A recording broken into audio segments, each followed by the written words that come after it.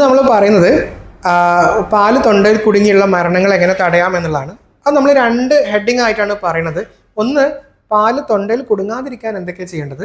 രണ്ട്, അഥവാ പാല് തൊണ്ടയിൽ കുടുങ്ങിക്കഴിഞ്ഞാൽ എന്തൊക്കെ ഫസ്റ്റ് എയ്ഡ് ആണ് കൊടുക്കേണ്ടതെന്നുള്ളതാണ് പറയുന്നത്. അപ്പോൾ ആദ്യം പാല് തൊണ്ടയിൽ കുടുങ്ങാതിരിക്കാൻ എന്തൊക്കെയാണ് ചെയ്യേണ്ടതെന്നുള്ളത് ആദ്യം പറയാം.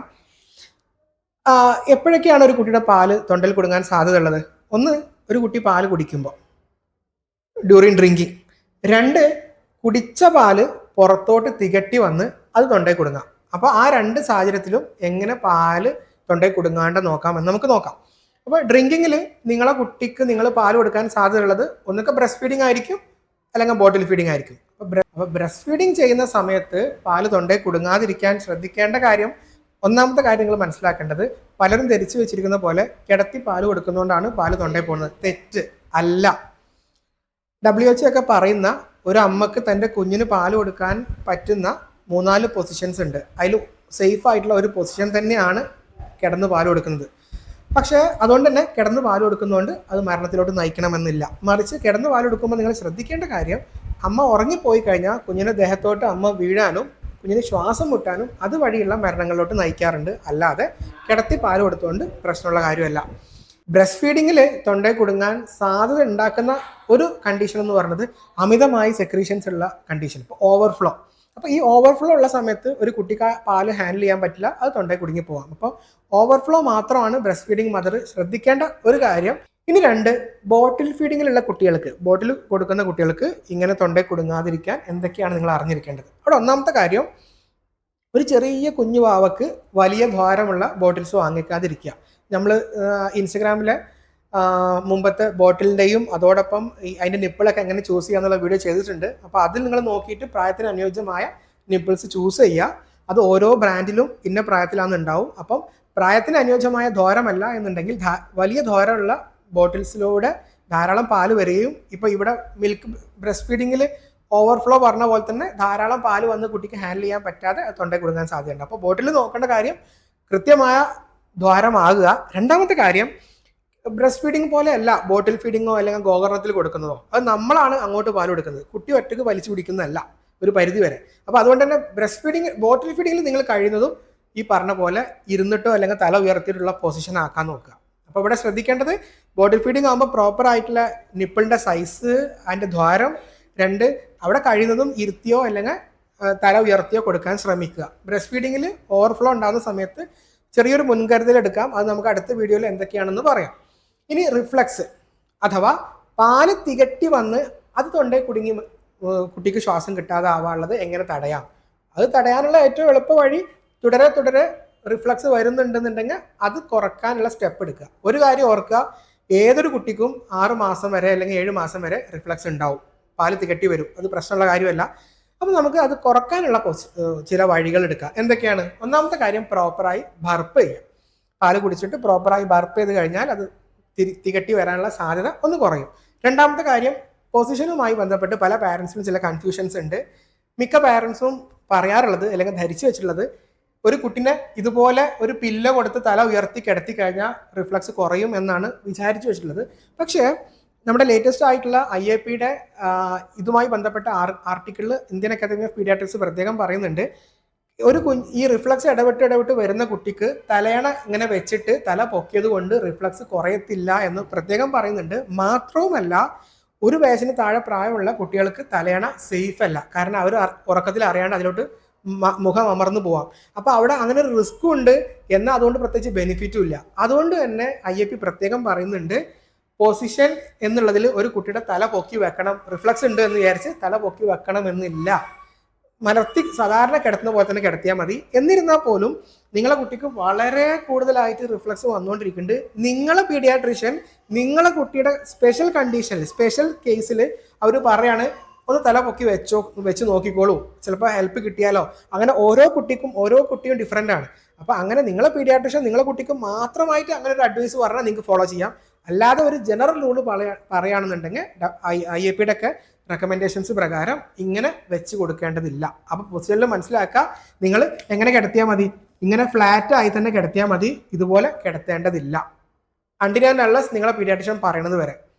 വ്യക്തമാണല്ലോ. അപ്പോൾ ഇനി നമ്മൾ പറയുന്നത്, പാല് തൊണ്ടയിൽ കുടുങ്ങുന്നത് നിങ്ങൾ കണ്ടു കഴിഞ്ഞാൽ എങ്ങനെ ഒരു കുട്ടിക്ക് ഫസ്റ്റ് എയ്ഡ് കൊടുക്കാന്നുള്ളതാണ്. അപ്പോൾ അതിൽ ആദ്യത്തെ കാര്യം ഏറ്റവും ചെറുത് വെച്ച് തുടങ്ങാം. ആദ്യത്തെ കാര്യം, നിങ്ങളെ കുട്ടി ഇങ്ങനെ മലർത്തി ഒരു ബെഡിൽ കിടക്കുന്ന സമയത്ത് പെട്ടെന്ന് ഛർദ്ദിച്ചു കഴിഞ്ഞാൽ എന്ത് ചെയ്യണം? ഇപ്പോൾ ചെറിയ അളവിലുള്ള ഛർദ്ദിയാണെന്നുണ്ടെങ്കിൽ പെട്ടെന്ന് കുട്ടീനെ ചെരിച്ച് കിടത്തുകയോ അല്ല എന്നുണ്ടെങ്കിൽ പെട്ടെന്ന് തല പൊക്കി കൊടുക്കുകയോ ചെയ്യാം. എപ്പോഴും ഒരു മലർത്തി കിടക്കുന്ന കുഞ്ഞ് ഛർദ്ദിക്കുന്നത് കണ്ടാൽ അത് നോക്കി നിൽക്കരുത്. ഒന്നുകിൽ ചെരിച്ച് കിടത്തുക, ചെരിച്ച് കിടത്തുമ്പോൾ ഏറ്റവും നല്ലത് ഇടതുവശം ചേർന്ന് കിടത്തുന്നതാണ് നല്ലത്. അല്ല എന്നുണ്ടെങ്കിൽ തല പൊക്കി കൊടുക്കുക. ചെറിയ അളവിൽ ഛർദ്ദിയാണ് എന്നുണ്ടെങ്കിൽ അത് തൊണ്ടയിൽ കുടുങ്ങുന്നതിനെ തടയാൻ സഹായിക്കും. ഇനി രണ്ട്, നിങ്ങളുടെ കുട്ടി ചെറിയ അളവിലല്ല, ഒരുപാട് ധാരാളമായി വലിയ അളവിൽ വായിലൂടെയും മൂക്കിലൂടെയും വന്നു കുട്ടിക്കൊന്ന് ശ്വാസം എടുക്കാൻ ഇങ്ങനെ ആക്കിക്കൊണ്ടിരിക്കുന്നുണ്ട് എന്നുണ്ടെങ്കിൽ പെട്ടെന്ന് മുഖം തുടച്ച് സൈഡ് ചരിച്ച് കിടത്തി അതോടൊപ്പം നിങ്ങളുടെ ഈ കയ്യിൽ കുഞ്ഞിനെ എടുക്കുമ്പോൾ എങ്ങനെയാണ്, ഇങ്ങനെ കിടക്കുന്ന കുട്ടിയാണെന്നുണ്ടെങ്കിൽ ഏറ്റവും നല്ലത് ഇങ്ങനെ പിടിച്ച് തല താഴോട്ടാക്കി ഒന്ന് ഇതുപോലെ കയ്യിൽ സപ്പോർട്ട് ചെയ്ത് പിടിക്കുക. അപ്പം ബാക്കിയുള്ള പാല് വരും. എന്നിട്ട് നോക്കുക കുട്ടി കരഞ്ഞു തുടങ്ങുകയാണെന്നുണ്ടെങ്കിൽ മാറോട് ചേർത്ത് 2 തട്ട് തട്ടിയാൽ തന്നെ കുഞ്ഞുങ്ങൾ കരയാറുണ്ട്. അത് കുറച്ച് ധാരാളമായി ഛർദ്ദിക്കുന്ന സമയത്ത് ചെയ്യാനുള്ള കാര്യമാണ്.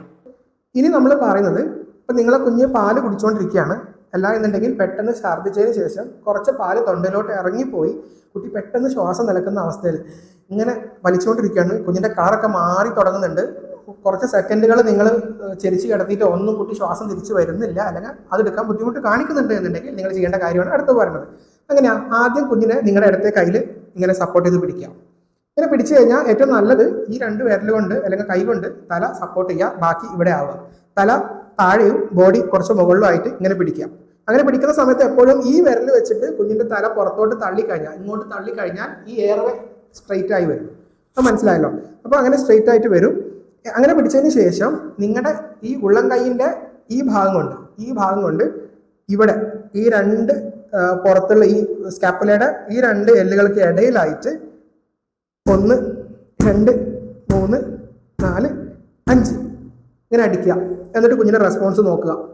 റെസ്പോൺസ് ഒന്നും വരുന്നില്ല, പുറത്തോട്ടൊന്നും പാലധികം വരുന്നില്ല എന്നുണ്ടെങ്കിൽ, കുട്ടി ഇപ്പോഴും കരയുന്നില്ല എന്നുണ്ടെങ്കിൽ ഈ 2 വിരൽ വെച്ച് ഈ നിപ്പിളിൻ്റെ 2 നിപ്പിൾ ചേരുന്നതിൻ്റെ ഈ നടുക്ക് ഭാഗത്തായിട്ട്, ഇവിടെയാണ് 2 നിപ്പിളുകൾ, ഏകദേശം അതിൻ്റെ നടുക്ക് ഭാഗത്തായിട്ട് ഇങ്ങനെ മലർത്തി പിടിച്ച് 1, 2, 3, 4, 5 പ്രാവശ്യം അമർത്തുക. എന്നിട്ട് നോക്കുക കുഞ്ഞിൻ്റെ റെസ്പോൺസ് എങ്ങനെയാണ്, കരഞ്ഞു തുടങ്ങിയോ, എന്തെങ്കിലും ഉണ്ടോ, നീല കളർ മാറി തുടങ്ങിയോ, പാല് ബാക്കി പുറത്തോട്ട് വരുന്നുണ്ടോ എന്ന് നോക്കുക. പാല് വരുന്നുണ്ടെങ്കിൽ ചെരിച്ച് കിടത്തിയ പാല് എടുത്ത് കളയാം. ഇത് ചെയ്തിട്ടും ആവുന്നില്ല എന്നുണ്ടെങ്കിൽ വീണ്ടും നിങ്ങൾക്ക് അടുത്ത സൈക്കിള് ഇത് ചെയ്യാം. പക്ഷെ അതേ സമയം നിങ്ങൾ കുഞ്ഞിനെ ഹോസ്പിറ്റലിൽ കൊണ്ടുപോകാനുള്ള തയ്യാറെടുപ്പ് മറ്റാളുകൾ ചെയ്യണം. ഇത് ഒരാൾ ചെയ്തുകൊണ്ടിരിക്കുമ്പോൾ പാരലലി മറ്റൊരാൾ കുഞ്ഞിനെ ഹോസ്പിറ്റലിൽ കൊണ്ടുപോകാനുള്ള തയ്യാറെടുപ്പുകൾ നടത്തിയിരിക്കണം. ഇങ്ങനെ ഈ സൈക്കിള് ആദ്യം പുറത്തടിക്കുക, പിന്നീട് ചെസ്റ്റിൽ കൊടുക്കുക, ഇങ്ങനെ 2-3 സൈക്കിൾസ് ചെയ്യാം. അങ്ങനെ ചെയ്തിട്ടും പാല് പുറത്തോട്ട് വരുന്നില്ല, അങ്ങനെ 2-3 സൈക്കിൾസ് കൊടുത്തിട്ടും കുട്ടിയുടെ ശ്വാസം ഒന്നും എടുക്കുന്നില്ല, ആ സമയത്ത് നമ്മൾ CPR കുറിച്ച് ചിന്തിക്കണം. എപ്പോഴാണ് CPR കൊടുക്കാൻ തുടങ്ങേണ്ടത്? നമ്മൾ ഒന്നും കൂടെ കുഞ്ഞിനെ നോക്കുക, കുഞ്ഞിന്റെ വയറ് മൂവ് ചെയ്യുന്നില്ല, ചെവി വെച്ച് നോക്കുമ്പോൾ കുഞ്ഞ് ബ്രീത്ത് ചെയ്യുന്നതൊന്നും കാണുന്നില്ല എന്നുണ്ടെങ്കിൽ നമുക്ക് CPR സ്റ്റാർട്ട് ചെയ്യാം. എങ്ങനെയാണ് CPR കൊടുക്കേണ്ടത്? ഈ 2 വിരൽ പിടിച്ച് ഈ 2 നിപ്പിളുകൾക്ക് ഇടയിൽ നടുക്കുള്ള ഈ ഭാഗത്ത് എങ്ങനെയാ 1, 2, അത് കുഞ്ഞിന്റെ ചെസ്റ്റ് കുറച്ചൊന്ന് താഴ്ന്നു പോകണം, 3, 4, 5 അങ്ങനെ 30 തവണ അടിച്ചതിന് ശേഷം കുഞ്ഞിന്റെ തല ഇങ്ങനെ പിടിച്ച് മൗത്ത് ഓപ്പൺ ആക്കി 2 ശ്വാസം നൽകുക. ആ ശ്വാസം നൽകുമ്പോൾ ജസ്റ്റ് കുഞ്ഞിന്റെ ചെസ്റ്റ് ഒന്ന് ഉയരുന്നുണ്ടെന്ന് ഉറപ്പ് വരുത്തുക. രണ്ടാമത്തെ ശ്വാസം നൽകുക, കുഞ്ഞിന്റെ ചെസ്റ്റ് ഒന്ന് ഉയരുന്നുണ്ടെന്ന് ഉറപ്പ് വരുത്തുക. അത് കഴിഞ്ഞാൽ അത് വീണ്ടും കുഞ്ഞ് കരയുന്നത് വരെ അല്ലെങ്കിൽ ശ്വാസം എടുത്ത് തുടങ്ങുന്നത് വരെ ഈ സൈക്കിള് 30, 2 തുടരാം. ആ സമയത്തോട്ട് ആംബുലൻസ് റെഡി ആയിരിക്കണം. ആംബുലൻസ് വരുന്നത് വരെ നമുക്കിത് ചെയ്തുകൊണ്ടിരിക്കാം, അല്ലെങ്കിൽ ഡോക്ടർ എത്തുന്നത് വരെ ഇത് ചെയ്തുകൊണ്ടിരിക്കാം. അപ്പൊ അങ്ങനെയാണ് CPR ചെയ്യേണ്ടത്. അത് പാല് തൊണ്ട കുടുങ്ങിയാൽ മാത്രമല്ല, ഏതൊരു കേസിലും ഇങ്ങനെ തന്നെയാണ് ഒരു കുഞ്ഞിനെ സംബന്ധിച്ച് CPR ചെയ്യേണ്ടത്. അപ്പൊ ഇങ്ങനെയാണ് പാല് തൊണ്ടയിൽ കുടുങ്ങിക്കഴിഞ്ഞാൽ ഫസ്റ്റ് എയ്ഡ് കൊടുക്കേണ്ടത്. ആദ്യം നമ്മൾ എപ്പോഴും നോക്കേണ്ടത് പാല് തൊണ്ടയിൽ കുടുങ്ങാതിരിക്കാനുള്ള വഴികൾ എന്തൊക്കെയാണ്, ഇനി അഥവാ കുടുങ്ങിക്കഴിഞ്ഞാൽ എങ്ങനെ ചെയ്യണമെന്നുള്ളതാണ് ഇപ്പൊ പറഞ്ഞത്.